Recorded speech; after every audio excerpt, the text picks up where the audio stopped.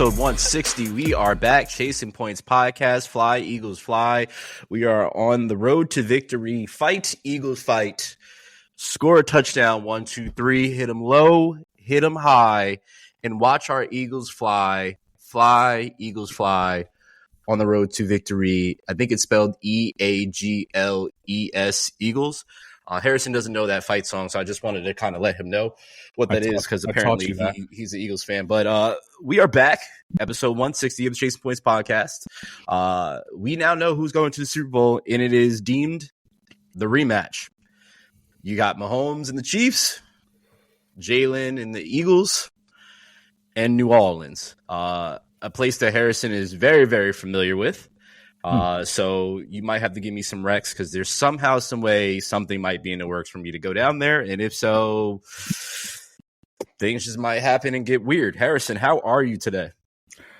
I'm great. Had to get my ears checked after that disgusting sound you just made to start the podcast. But yeah, I think showing that he's not an Eagles fan, because he wouldn't have said that was disgusting. That's crazy. No, it's just the screeching was a lot. But I taught you that fight song. I'm happy for us. You didn't teach me shit. I'm happy for our team. I'm happy for our Eagles. Your team plays in the Meadowlands, and they have a new head coach that we're going to talk about too. That's your team. No. Or your team that's the other birds, the Redbirds that you chose all year. Or the team that just lost to the Eagles was also your team. Or the team that also got another head coach in Chicago, which was also your team, or the team that formerly had Pete Carroll as their head coach, that has Geno as their quarterback, was also your team. So which one is your team? Just a fan of greatness. As a true LeBron fan would say. This championship weekend, we had the first game, Eagles Commanders, and then we had the game in the evening, which is the Chiefs Bills. So we'll start there. Yeah. The Bills are now 0-4 against Patrick Mahomes led Chiefs. I will give respect where respect's due. And then when he said it, and it kind of just walked me back down the road, Dan Orlovsky said that the Bills are the most cursed franchise that he's ever seen in the history of football. They went to 4 straight Super Bowls and lost all those, and 4 in a row against Patrick Mahomes, and they cannot win and get over the hump. Some would say that it's the refs. Some would agree. Some would disagree. But you cannot deny the greatness of what Patrick Mahomes does all season long. He barely ran the ball. We barely talked about them, especially on this podcast, but we made a point to talk. We're not talking about the Chiefs, and they're still winning. They were undefeated at one point. They could have been undefeated if they would have just won that one game, obviously. And here they are again in the Super Bowl, led by Andy Reid, Patrick Mahomes, Travis Kelce. But I think in this game, and then also leading up to this game, Harrison, is the unsung heroes. Nuke, as in DeAndre Hopkins, who they traded for and got during the season. They went out and got Kareem Hunt. They went out and got a screen, or how the hell you say his name? You know what I mean. From the Broncos. Guys that were left for dead after Isaiah Pacheco was out and about, and Clyde Edwards-Helaire was out with mental issues and dealing with that off the field and whatnot. Travis Kelce wasn't himself. People were saying that he was essentially washed and all this jazz. And here they are still in the Super Bowl. So with that being said, Harrison, I want to know what your thoughts are for the game. Any points that stuck out to you that changed the trajectory of what the game could have been? The floor is yours.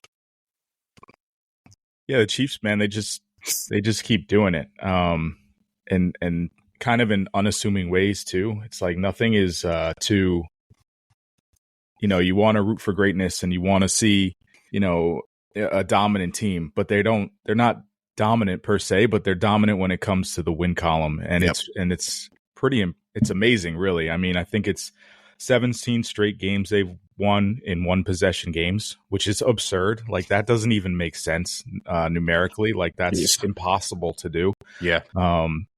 but you have, I guess, one of the greatest quarterbacks of all time who's not playing like that right now, but he's still getting it done at every step of the way. Like, it's hard to fathom the Bills losing this game. I mean, they outgained them in total yards. They didn't turn the ball over. Nope. They won the time of possession battle, although it was pretty even. And yeah, the games like this just come down to, one or two plays at the end. And for the Bills, it was, not getting that fourth down conversion, which was questionable if they did or did not get it. But, leaving it up to that is always tough. So, Yep. Yeah, the Chiefs. I just don't really have enough words for them. They just keep doing it. And I'm still kind of shocked of how it feels very Patriot-like, to be honest. Like you kind of wait in the wings all season long, and then when it comes down to it, you win 2 playoff games, and then look, you're in the Super Bowl again with a very legit chance to win it. I think I don't want to say I think. I believe it's based on what I said. I think last week and then a couple weeks prior to. Is sometimes the Chiefs don't beat you, you beat yourself. Josh Allen fumbled the ball like 4 times in that game. They didn't lose it once, though.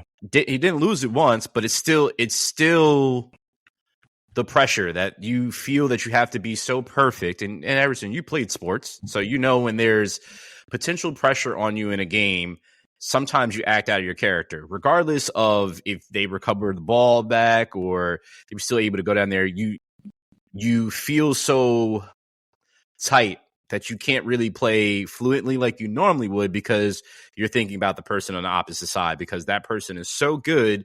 I can't make mistakes here because if I do this, then this happens. And then what happens? You end up making mistakes. I believe that's what happens with most teams. It continues to happen with most teams as they get into the stadium, the arena with these guys. And they're like, okay, well, we can do only so much, but if Mahomes has 2 minutes left in the game, game's pretty much over. Or if we turn the ball over, no way we're going to win this game. And with that being said, Josh Allen threw for 237 yards and 2 touchdowns. All right. Patrick Mahomes threw for 245 yards, 1 touchdown. Cook ran for 2 touchdowns. Kareem Hunt ran for 1 touchdown. Receiving touchdowns. Mac Hollins, who has been a journeyman, had 1 touchdown. Phenomenal pass from Josh Allen over the top to him. Coming in as a Muppet. This dude just, I'm going to miss that, not seeing what he brings to the table with that. But you have things like that's happened. But then on the flip side, Steve Spagnuolo calls up the blitz. 1 blitz, a cornerback blitz, and gets to him. They try to he does a QB sneak, Josh Allen, and I believe it got the ball across the plane. It looked like it crossed the plane, but they said it didn't. But again, to your point, you're leaving the game in the ref's hands. You're not going to win that way against the Chiefs. You literally have to go in there and beat the Chiefs and beat them handsomely in order to really, really win. And every team that's done this, whether it's been the Ravens, whether it's been the Bills, whether it's been the Bengals, even though the Bengals are the only ones that technically get past them, the same thing happens over and over again. Over and over again. Yeah, I mean, we've statistically seen it now. Like 17 straight games, 1 possession they haven't lost. So you're going to have to beat them by more than 7. Like it's just, it's crazy. But yeah, I mean, you could talk about, the pressure and all of that stuff, but you look at the numbers and none of that really came to fruition, I guess, unless I guess they could have played a little bit better, but I thought they played a great game. They did. I mean, you outgain them. James Cook, Josh Allen plays Patrick Mahomes to basically a draw. Receivers have the same amount of touchdowns, like 1 and 1. Yeah, I mean, it's just those, like I said, 1 or 2 plays at the end that really swing it. Always. And unfortunately, it did not go the Bills' way. And it's not in a vacuum, of course, but every game kind of is. Like every game is its own thing. But yeah, now 0-4 against Patrick Mahomes. It's got to stick with Josh Allen for sure. And yeah, I feel bad for the Bills, man. I feel really bad for them. for those that are listening to this that weren't alive for the Jordan era and how dominant that era was, and seeing how that there's that person on the other side no matter what they do, and that guy is going to win. You're witnessing that with Patrick Mahomes. You witnessed it with Tom Brady. You're witnessing it with Mahomes. And no matter what, I kudos to Andy Reid, Steve Spagnuolo. They have this team prepared every single time they're in these big games. And even when it looks like they're not going to win, is that experience, that championship experience shows up. We've been here. We know what to do. Okay, we're going to do this. We're just going to walk down the field, get a big play here and there. Patrick Mahomes literally did essentially the same play 3 times in that game, at least from what I saw. And I was just like, it looks the same. It's exactly the same, but you can run so much off of it. And that's what is so scary about it, because it may look the same to you. And that's what a defensive player is thinking. It's like, okay, now I commit. I drop down in the box to go and get Patrick Mahomes rolling out to the right. And then what does he do? He dumps it behind me to Travis Kelce, and then he takes it to the house. Or you come down or you don't come down and he takes it and runs it for X amount of yards. Or you kind of play in the middle and then they drop it deep over the top. And next thing you know, that's that. Also believe that catch that Xavier Worthy had was not a catch, because that definitely touched the ground. But sure, let's just change the rules while we're in the middle of a game. Very, very cool. Very, very cool. Rewrite the rule book. But it's very, very. So I guess now my question to you is, Harrison, we've mentioned, both you and I mentioned, that the Bills are 0-4 facing Mahomes in the playoffs. What do they do now? They moved on from Diggs. They didn't win with Diggs. They moved on from Diggs. They got back to the same spot. Couldn't do it. They changed the offensive coordinator last year, whatnot, play calls. See what happens here, right? Head coach is still there. Defense, what do they change, or what do they need to change to get over this hump that is Patrick Mahomes and the Kansas City Chiefs? Not much. I think their focus should be defense. Okay. I think their offense can score. I think Josh Allen took the next step in his progression as a quarterback, and the confidence that he can do it without, a Stephon Diggs, and he can spread the ball around. I'd rather see them spread the ball around. Some quarterbacks don't do well with like a number one wide receiver, or having kind of like that, I guess, wide receiver diva type of kind of mentality over there. And I think, and Buffalo's like, a working class city, and it just doesn't fit. So I think they should buy into the identity of what they are. Just be a hard nosed team. Mirror kind of old Steeler teams of the past. Just build up that defense, because Josh Allen's going to score points for you. So if that defense can hold, I think they'll be right there still with another chance to do it again next year, and then it'll come down to 1 or 2 plays again, and then that's how we'll define these guys' legacy, because of 1 or 2 plays. But that's the way it shakes out. So yeah, just keep knocking at the door. They have all the right pieces in place. I think even this year, like, a lot of people were down on them because of the roster that they had and the pieces that they lost, but they were able to plug in and get some guys in place that helped them get to this point. And now I think if they just add a couple more talented pieces around them in the draft or free agency or whatever that may be, they'll be right there again. So I have no concerns for them, as long as they don't let kind of the heartbreak of this, define how they go into the off season, and then just use it as motivation to just keep trying and keep going at it. I think they'll be right there again. And I mean, we're looking at the AFC East, and I don't see anyone in the AFC East challenging them quite yet. Yeah, it's probably gonna be a while. Yeah, I don't think they change too much either. If anything that I say that they do is they shore up the safety position. Yes, absolutely. That's a huge part for them, and I love Damar Hamlin's story and whatnot, and I think it's a great story. But I don't think he's definitely one of the better safeties in the league. I don't think he's anywhere close to that, and I think that is when they lost Rap. That was a huge loss for them. So I believe that's where they need to look, especially in the draft, or find a comparable veteran to replace or put back there, that is something that they missed, and which is very interesting because what's his name went to the Falcons, which came from the Broncos, who would have been a perfect guy for them to go and try to get. But they have their safety tandem down there, and I don't think they're going to give that up. But definitely looking to draft for that. I definitely feel they could get another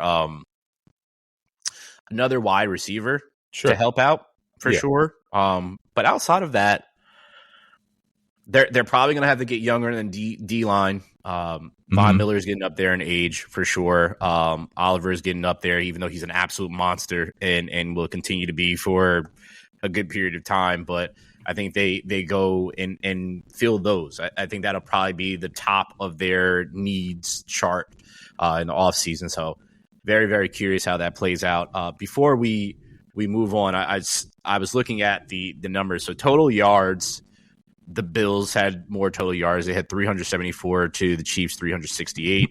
Passing yards, they had 227 to the Chiefs 233.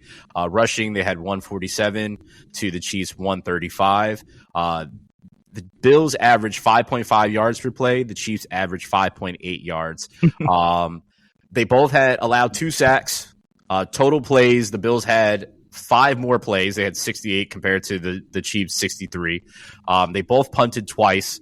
Penalties, Bills had 6. Chiefs had 5. Chiefs fumbled once.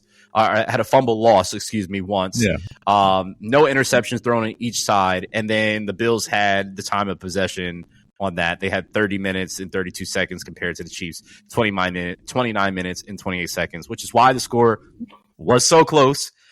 And it could have gone anyway. It just, again, 17 times those one-score games just go to the Chiefs, and that means a lot. So very interesting. Very, very interesting of how that's going to go. But now the Chiefs are in the Super Bowl again. Some people will say that this is rigged. Some people will say that the script was written last year for them to get to the three-peat, and some will say that this is just another way for the NFL to sell Taylor Swift to get another demographic in. If you subscribe to all those, you just let me know. I'm very, very curious to hear what you guys think, because I don't believe in scripts really, but I do believe in the Philadelphia Eagles, and I do believe that they put 55 on the Commanders' head top after their defensive coordinator said that Jalen Hurts better stay in the pocket and not run out of the pocket like a running back, because they're going to treat him like a running back. Well, that bode very, very well for them because Jalen Hurts also scored a touchdown, and the Eagles scored 7 touchdowns in this game, which was 7 rushing touchdowns to be clear, which was more than the Cowboys scored in this whole entire season. I'm not saying that just to troll Cowboys fans, which some of you will think that I am. I'm just bringing up a stat that was brought to me that I had saw, and Sam also shared with us as well. Hello, Sam. Very, very, very intriguing. So, Harrison. Yeah. I know there was a lot of people saying that the Commanders are going to win. And the reason why I said so, Harrison, is because you were one of these idiots. So do you want to explain what your rationale was, or how you felt after your choice did not prevail in this matchup? Defense couldn't stop anything. Not a single thing. I do feel like the score is not indicative of the game, though. The Eagles rattled off 3 touchdowns in the fourth quarter. It was a 34-23 game at one point after the Commanders had scored. But their defense is probably not going to stop anything. Mm-hmm. You go the first quarter where the Commanders have a 14-play drive and end up with a field goal. Get it a few times on fourth down, which was interesting to see. I mean, they've been going for that all year. Mm-hmm. And then one play in, Saquon breaks one, and 7-3 Eagles. And then the Commanders are they're driving again, and you kind of wonder, if the Eagles defense will tire out a little bit because of the time of possession and the game swings a different way. But man, the Commanders just couldn't stop anything. But I don't know. It was something about the Commanders, even when it was 34-23 and the amount of games that they had won this year by just coming back with the last possession. If they could have just kept it in touch at that point, the score could have looked completely different, obviously, but the Eagles ended up breaking it open. But yeah, it just came down to the defense and them not being able to kind of stop anyone, and the Eagles, capitalizing at the right moments. And their defense is just really good. I mean, Jane still looked comfortable back there, honestly. Like, he was sacked a few more times than usual, but even under duress, like, he made some good throws and good plays, and the turnovers just freaking killed them, man. Like, and it's not, I'm not discrediting the Eagles causing those turnovers. I'm just saying, like, the Commanders, you got to take better care of the ball in those situations. And that's where I think kind of the inexperience of being in that championship moment took over for them. But no, it's tough to say it that way too, because like the Eagles made good plays on the ball. Like, those are good turnovers caused. Like, we love the peanut punch. We love the fumbles. And the Eagles caused those fumbles. It's not like the Commanders didn't want to hold on to the ball. Mm-hmm. But the turnovers, man, it just killed every bit of momentum the Commanders could have had. And I thought they were moving the ball pretty well. So yeah, that's the way it shakes out, I guess. If I was 6'5", I could have been in the NBA. If I went into politics, I could have been the president. If I played Pee-wee football and continued to play football all the way up into high school and college, I could have been in the NFL. I could have. I don't want to hear that could have shit, period. This is what happens when you are the better team. And on paper, they were the better team, the Eagles. Yep. And they have the number one defense for a reason. Yep. Those turnovers, as you said, and I know what you're saying, and I'm just being playful in this situation, but I understand what you're saying and how they could have kept it close, but the Eagles have been punching the ball out of teams' hands since the playoffs have started. And prior to that, they weren't recovering turnovers like that during the season. They were causing some. There's definitely some interceptions here and there, timely interceptions, Reed Blankenship, Nakobe Dean, Zach Bond, so on and so forth. There's definitely been some turnovers, but not at the rate that they're doing it now. And this is the time that it matters the most. The peanut punch has seemingly it's been a point of emphasis for this team in their training leading up or their practices leading up to these games is punch at the ball, because every single time these guys are held up, offensive player is held up, what do these guys do? They fly in, and there's 4 or 5 Eagles there, and the ball is being punched at. Now, I know if you watch football pretty much your whole life, like we pretty much have, you know that players are taught this literally from Pee-wee all the way up into this point is punch at the ball. It's difference between teaching it and executing. I know that Jaden Daniels has played out his mind. We've absolutely said it on here numerous times that this is the best rookie season that we've ever seen for a quarterback, which I'll bring up some stats for that. But I do believe that the game was bigger than he thought it would be. And I know that he's downplayed it and he's calm, cool, and collective, and he's always going to be that. That's just what his demeanor is. And it seems like no moment is too big for him, but I do believe this moment was too big for him. I don't care what speed you put it on VR or whatnot. He did what he had to do. Actually, you know what? To be fair, yeah, I'm about to say. To be fair, no. It wasn't his fault. It was the player's fault that he threw the ball to, that we're getting the ball punched out. It wasn't him. He was executing outside of several sacks that he did take, and being obviously pressured, which the difference is that he went against 2 teams that blitzed him, and he is phenomenal against the blitz. The Eagles don't blitz often because they can get to you with their front 4. And that makes a difference of what happens in this game. So yeah, I'll retract what I said because he did execute extremely well. I still believe in moments it was bigger than he will lead on to ever be. But his safety blanket was my former tight end, Zach Ertz, and that's who he kept going to. Scary Terry only had 4 pass attempts to him. He only had 1 catch when Quinyon was on him. Quinyon had 1 interception, so on and so forth. But it looked like the moment was too big for several players around him as well, too. a big loss was up front with what's his name? Duran I can't remember his last name. That was a big loss up front. That is one of the biggest parts of their pass rush. This man's finger is in two different places. He's been playing like this for a couple of weeks. They are extremely terrible against the run. And the Eagles knew that, and they absolutely exploited that. But for Jaden Daniels this season, before I dive into the Eagles, because if you guys think I wasn't going to talk about the Eagles good, you're out of your damn minds. Jaden Daniels this season threw for 4,390 yards. He rushed for 1,026 yards. He had 30 passing touchdowns, 7 rushing touchdowns, and had a 12-5 regular season.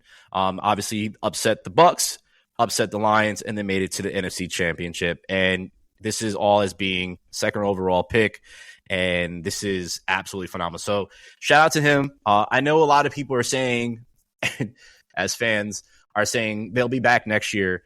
To say that they will be back next year is naive because a lot of teams don't make it back that easily. There's going to be pieces that are moved.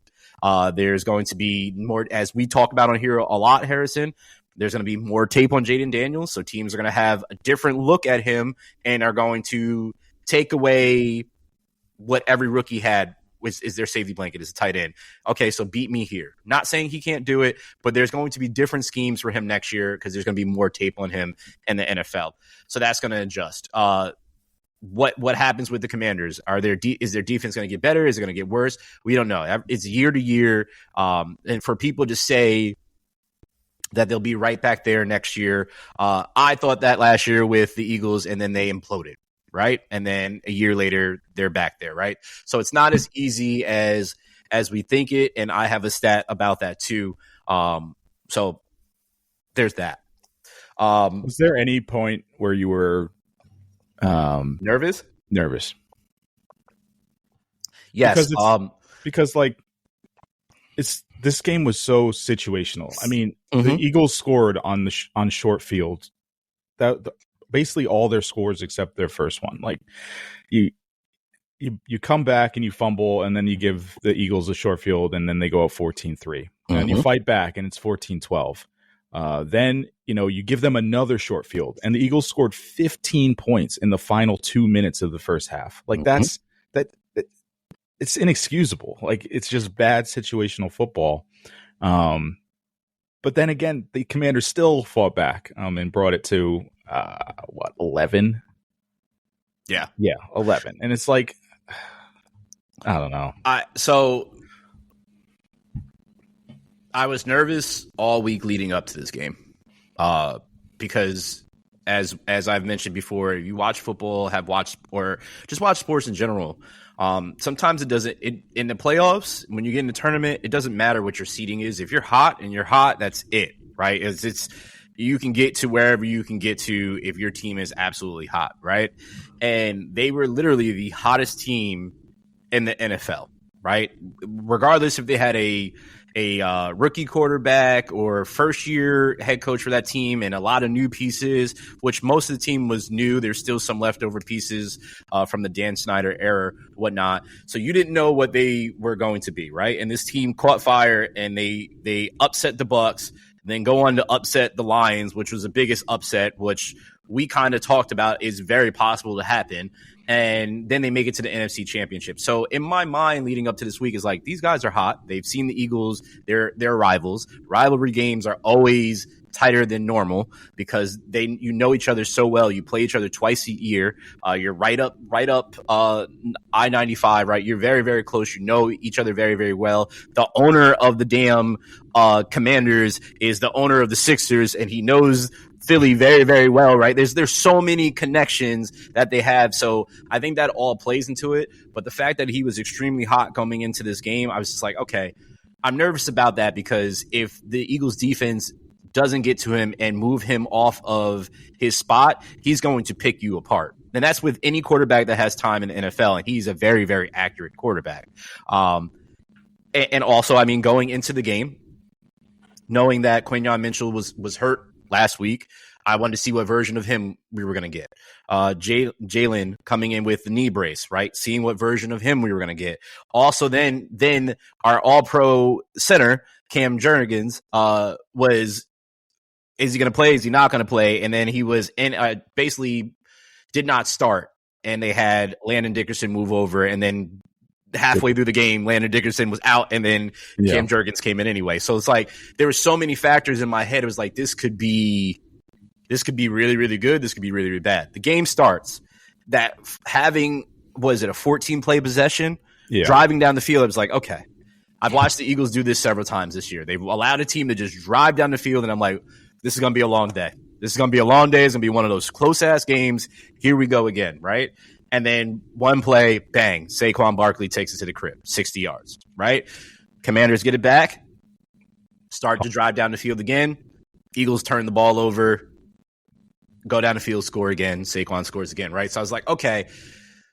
So they have their recipe. I started to see it pan out. The Eagles are going to run. They're going to run. They're going to run. Right. And they're going to do what they have to do. And it's like, okay, so are they going to, what happens when they finally play up in the box? Because I want to see what version of Jalen that we're going to get this week. Because I know Jalen can do it. I'm not like these stupid people on media that act as if Jalen can't throw the ball. It's like, I want to know, is the throwing game going to be on point?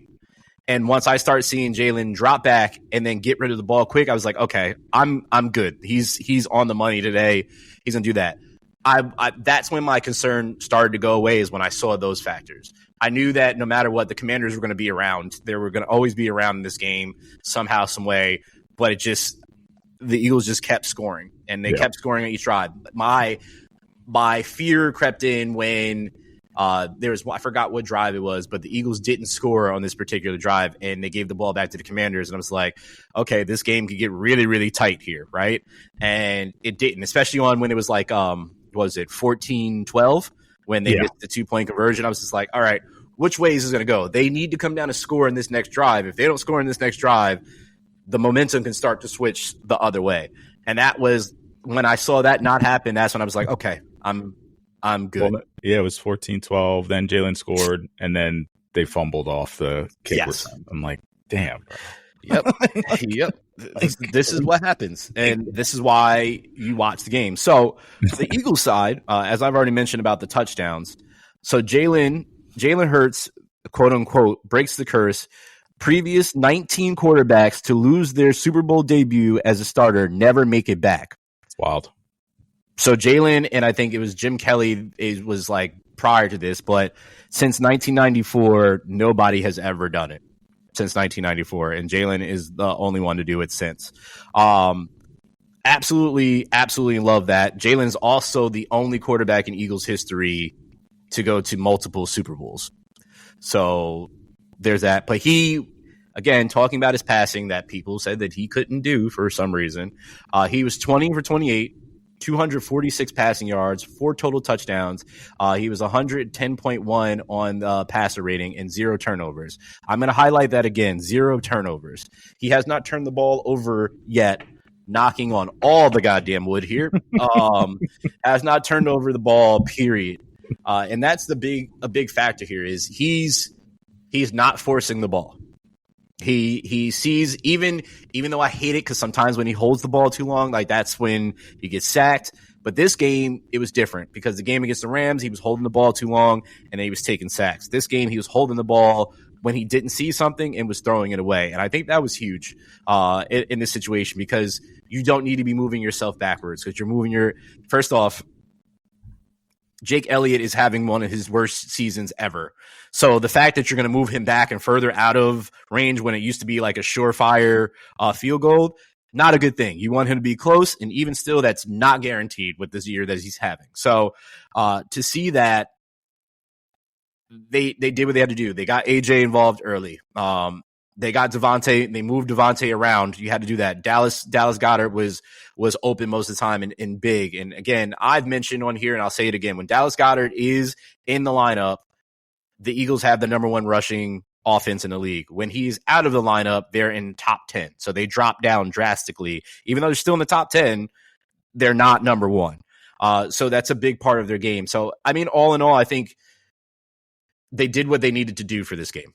Mm-hmm. And they did more than it. This is the most complete game that the Eagles have played all year long. I can 100% tell you that, as I've watched every single one of them. This is their most complete game that they've had the whole entire year.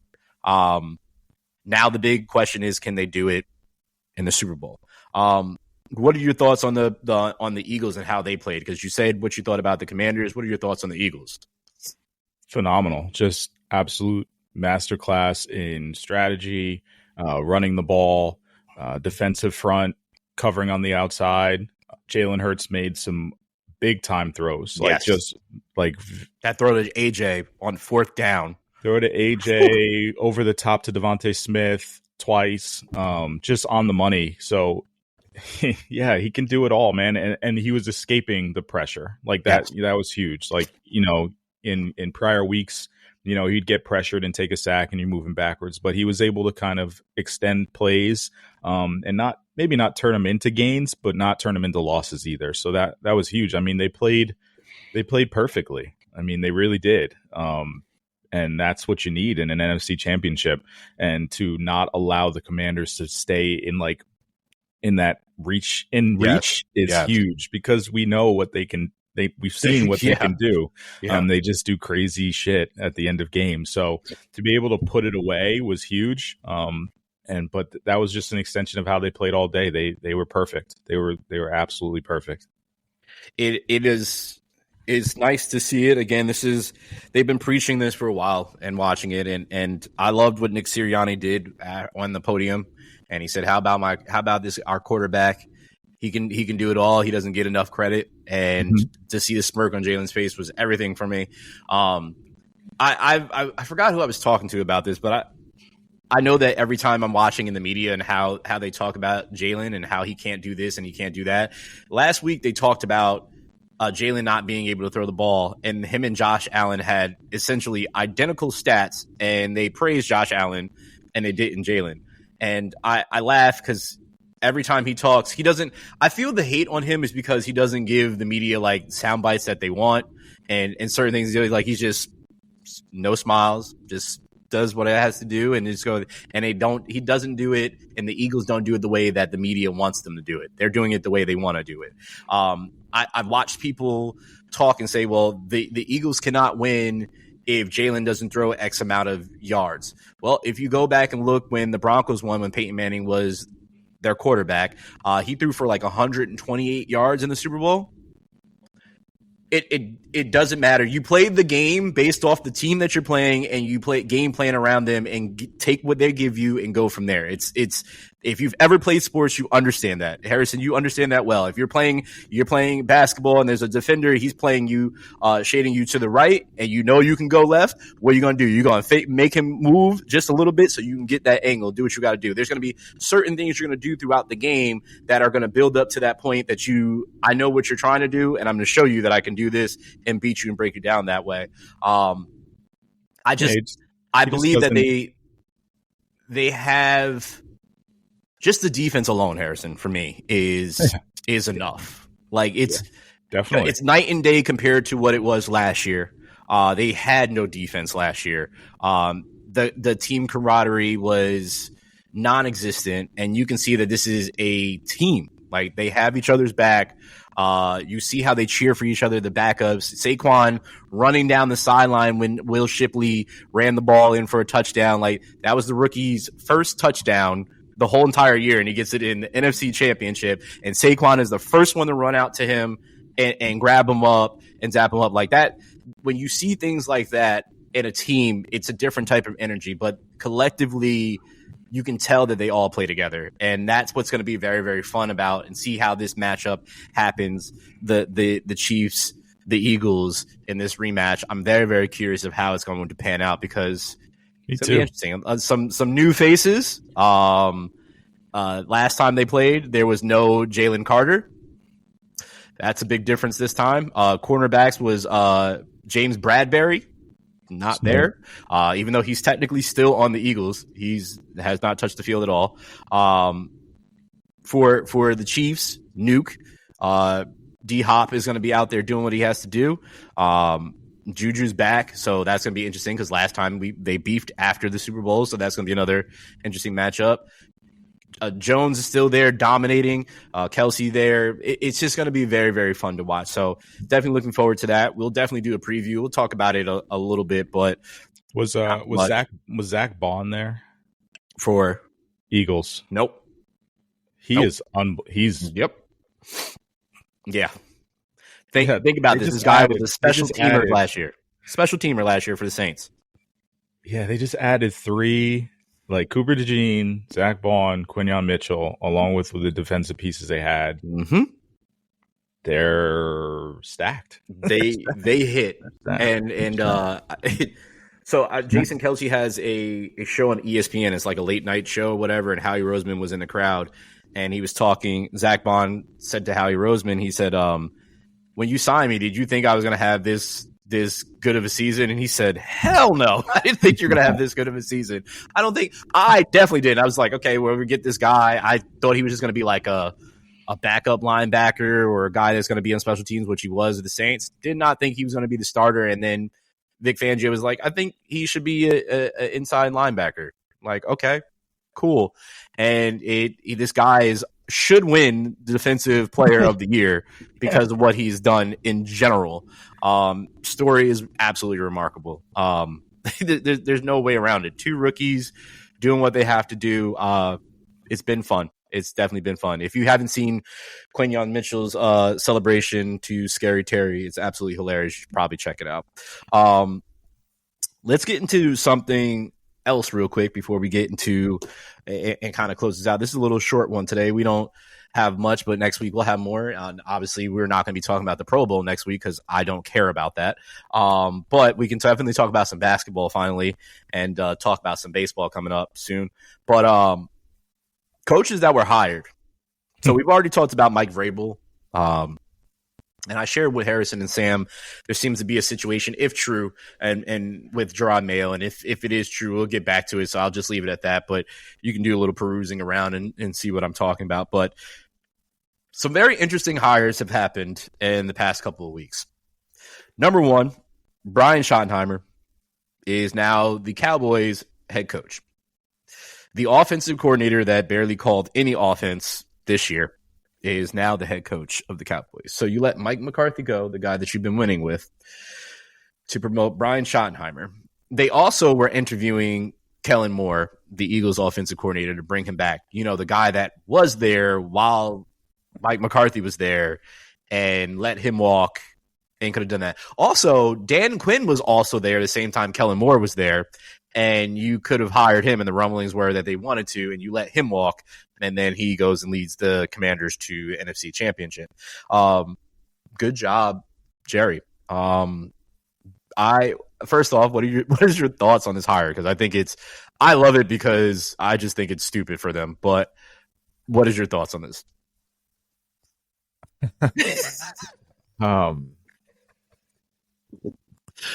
Sure, I guess. I mean, he's just another one of those guys. Just keeps getting jobs. Yeah, somehow, some way. Now he's the head coach of the Dallas Cowboys.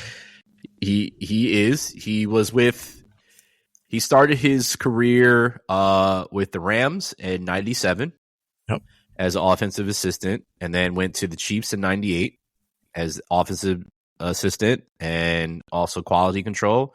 Then he went to the Redskins at the time in 2001. He was a quarterback coach. Then went to the Chargers from 2022 to 2025 as a QB coach. And then went from the Chargers to the Jets from 2006 to 2011.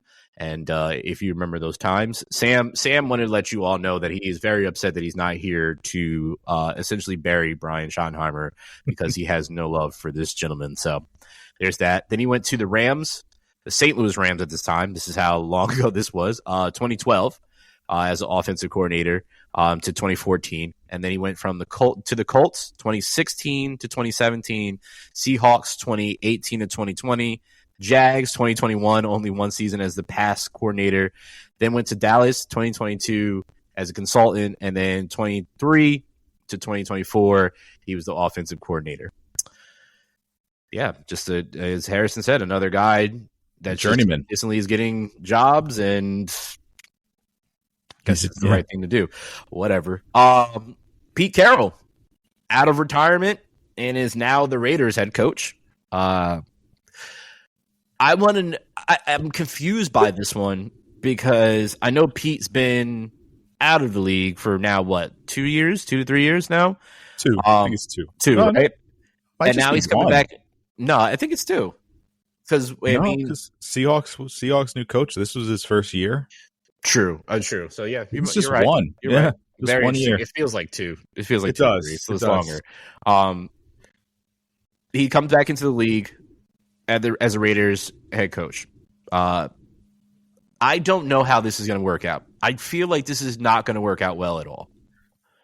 I just feel that. I love Pete Carroll. He's my favorite coach on this list, like just head coach. Fair. But the Raiders are in such disarray that I don't know. I mean, could they turn it around? Maybe. Yeah. But I think he's the best coach on here.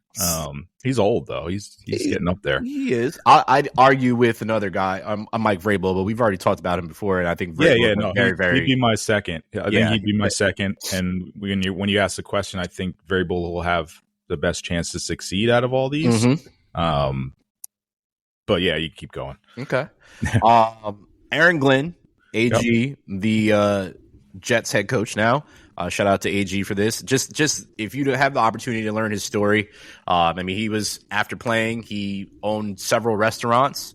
He had 8 to be exact, and was doing that, and he was breaking down like things happening in football. And his wife was like, "You should go into coaching," and he had an opportunity to just like jump up the ladder immediately just because of who he was and what he did.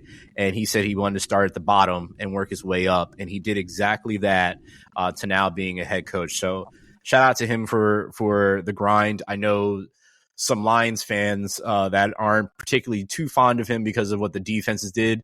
Guys, his defensive players pretty much were non-existent. They were getting people off the street. They basically got Harrison and I off the street to come and play at one point during the season. But I think last year it wasn't. The last couple of years, it wasn't the head coach. Like I enjoy Robert Saleh, who went back to the Niners, by the way, and is their defensive coordinator again. I don't think it was his fault. I do believe there's a lot of things that happened, but the show that was Aaron Rodgers, along with having what's young boy's name, Mormon, can't think of him, Zach Wilson. I couldn't think of his name. I was thinking of Book of Mormon the whole time in my head. Don't ask me why. Anyway, I don't know what you expect to do with that. They had a number one defense, and then this year their number one defense was non-existent, right? And so I hope that AG gets the support that he deserves to have. He did say that he would welcome Aaron Rodgers back. I mean, I don't think he really has a choice otherwise. I don't know what they do outside of drafting a quarterback, but I wish him the best, honestly. I think he's going – obviously, when you're hiring a new head coach, you're mostly going to a shit situation, but I think this is probably one of the worst situations out of all of them. I 100% the Jags is the number one worst situation on this list to go to. I'd rank them. I'd probably say second worst on this one. Honestly, in my opinion. I think Jags, Raiders are worse. Oh, well, true. I forgot the Raiders. Yeah, that's true. But I think I kind of avoided the Raiders one because Pete Carroll is kind of like a known figure. Like we know what he does when he gets a hold of a team. He changes cultures and does all that. If given the time, we'll see. Yeah, I think it's like a tier situation. Like I think you could put Cowboys, Jets, Bears, Pats, like those are fine. Like they're okay situations. Like the Jets still do have a lot of talent. They just have definitely questions of what you do at the quarterback position. But I think talent wise, still on the defense, they're still talented. I think it was a lot of scheme stuff, and it got away from them after Saleh was kind of let go. But yeah, I think the Jags and Raiders are at the worst spot, kind of collectively across the board, like just roster wise. I agree. Vrabel, we talked about it before. I think he's in one of the better situations, as we just talked about, being that he's got a great young quarterback. Yeah. It's just going to be what he's capable of doing, building around him. Like, how are they going to draft is the big thing for me. Are they going to go out and get a key guy like T. Higgins, who is most likely not going to be able to go back to the Bengals because Jamar Chase is going to get paid a boatload of money, and they're not going to have enough money to pay T. Higgins and Jamar Chase together, right? So, like, do you go out and get a guy like that to get to pass? What happens with Devontae Adams? Like, does he stay with the Jets, right? He's only there for 1 year. Like, can they entice him to come up the turnpike and go there, right? Like, there's a couple pieces that maybe they can go and get and then draft well around it. They 100% need to shore up that offensive line because that young boy will be running for his life if they don't do that. But to your point, Harrison, the question that I've asked on here for us was who has the best chance to succeed, and I believe it is Mike Vrabel as well. I believe with Drake May's talent and was this Christian Gonzalez on defense at the corner. He's one of the best cornerbacks in the league, and he doesn't get talked about as much because he's on a terrible defense in general. So there's some pieces, some cornerstone pieces there. Now they just need to build around him, but I do think he's going to the best situation. And I know some will argue a guy that I'm going to say after this next guy, but Liam Cohen. Harrison had to look him up. I had to look him up. I still, even after looking him up, have no clue about him, even though I've read what I read. But he is now the Jags head coach. What is your thoughts on him after you've now read up on him? Not much. I mean, he obviously did a great job with the Bucs, and Baker Mayfield. It was sad to see him go. It's just the Jags, man. Like, I just don't love Trevor Lawrence. I mean, I know Sam still rides for him. I don't. They are a year removed from having a pretty decent year, and then next year they're going to go into it with, the easier schedule because of being bottom of their division. Yes. So that's the funny thing about the NFL. You play an easier schedule the next year, and it kind of brings that parity out. And I just don't know enough about him. Same. It's kind of like the head coach for the Panthers. He was also there with Baker, not this year, the year prior to, and Baker playing well was able to get this guy a head coaching job. Shout out to the quarterbacks that are out here getting new coordinators every year because they're playing well, especially Jalen, because his coordinators just keep leaving to go because they're highlighting them. So maybe it's not just the coordinators, maybe it's actually the players committing stuff. I don't know. Maybe that's just me. But I know they have a part of it. That division is pretty open. I mean, the Texans, they just didn't look how we thought they would look this past year. And then the Colts are still just kind of in the middle, and then the Titans are down. I don't think it's going to be as open as you think it may be next year. I think it's because, as I say, and I will die on this hill, year 2 of a rookie quarterback is always the hardest, is because there's tape out on you. And what you did in your first year is you can come in and catch people by surprise, and like halfway through the season, teams start to pick up on your tendencies and whatnot. But the first half of the season, teams only have so much. They have your college tape, and that's different. Just obviously, there's a difference between college and the NFL and what you do. And I think that's why I'm so hesitant on giving Jaden Daniels a crown on like what he's going to do next year, is because the second year is always the hardest year. Maybe he excels again. But if I watch what CJ Stroud did, phenomenal first year. This year, a lot of bumps in the road, right? Obviously, it doesn't help that your top players or wide receivers go down with gruesome injuries. But he also himself did not look great. Their defense still looks phenomenal. Yeah. That's not going to change with D'Amico. So I think with a Tank Dell recovered, which I don't think he potentially might miss all of next year with that injury. But you get Stephon Diggs back. You still have Nico Collins. It'll be very, very interesting to who they draft and what they do from there. Do they add on defense, whatnot? So I think it's still going to be the Texans division to lose. That's fair. But I I have no faith in the Jags whatsoever. I don't care who they get as their head coach. I don't trust in Trevor Lawrence still. Ben Johnson, is now the Bears head coach, and this is the one that I think could have a very, very high ceiling. I think this hire could have a very, very high ceiling because of the way that Ben Johnson has schemed for the Lions. And we saw what the Lions did this year, right? And we saw they were honestly one of the best offenses that we've ever seen, regardless of how far they went. But I think with Ben Johnson being there with a young Caleb and them being able to get to work together early, because they have the advantage of doing that because he's a new head coach, it'll be very interesting to see what they do. The only thing is the division around them. And that is a very, very hard division around them. So, granted, you have all that's going on, but this is not an easy division. So, but I think as Bears fans, you should be more optimistic because as you've highlighted on this podcast, Caleb started showing flashes towards the end of the year. He started to understand the speed, learn his reads, and do what he had to do. And I think with Ben Johnson being there from the beginning and the way that he likes to scheme around his personnel and not actually just here's my scheme, learn it. Yeah. I think that's the best way to go about it. So I think that's going to help Caleb a lot. 100%. As like a Caleb Williams fan, I'm very optimistic of this hire, and let's see him make the next step. Yeah, I mean it will be year 2, so we'll see what happens. So it'll be things playing against each other here. Yes, so. Yeah. It's very true. Well, he didn't have the greatest, so normally when you don't have the greatest rookie year in year 2, you might have a better year. So I think he will have a better season next year. So hopefully for his sake. Yeah. Playoff picks.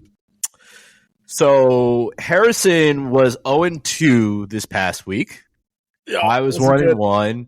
And Sam was 1-1. So by Harrison going out on the limb and making he would have been 1-1 if he chose the team that he says he rides for.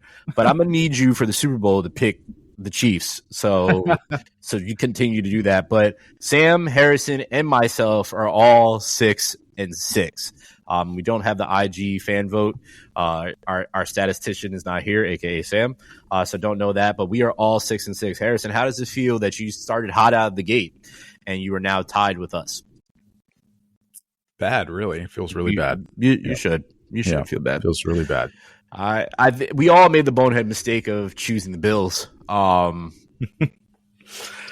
it kind of is what it is. Coin flip game. It really was. As I mentioned, so the Super Bowl preview, we'll talk about it more next. Yeah, let's do that next week. Let's make our pick. Let's pick next week. Yeah, well, no, we're definitely going to pick next week. And we'll talk more about the actual game once we know more, and there's going to be a ton of media coverage. But I will say this before we get out here. I am super excited. I was asked by a friend of the show who I wanted, the Bills or the Chiefs. And without hesitation, I said the Chiefs. And some people would say I'm absolutely psychotic for that. And be careful what you wish for. But I'm the type of person that if I lose to somebody, run it back. I need you to run it back. That's because fair. I can't just lose like that, and especially the way that they lost. So, Chiefs Nation, can't wait to see you again. Harrison, do you have anything you want to say before we get out of here? No. Nothing. Okay. Let's go Eagles. Well, but also let's go Chiefs. See, hedging his bets always. Go Birds. Thank you for listening to the Chasing Points podcast. This is episode 160. We've done 160 of these. It's crazy. We will be back next week to do some previews of the Super Bowl, talk some basketball, some baseball, and how the Dodgers still continue to defer billions of dollars. And we'll see what we do from there, guys. So until then, stay warm, be safe. Peace.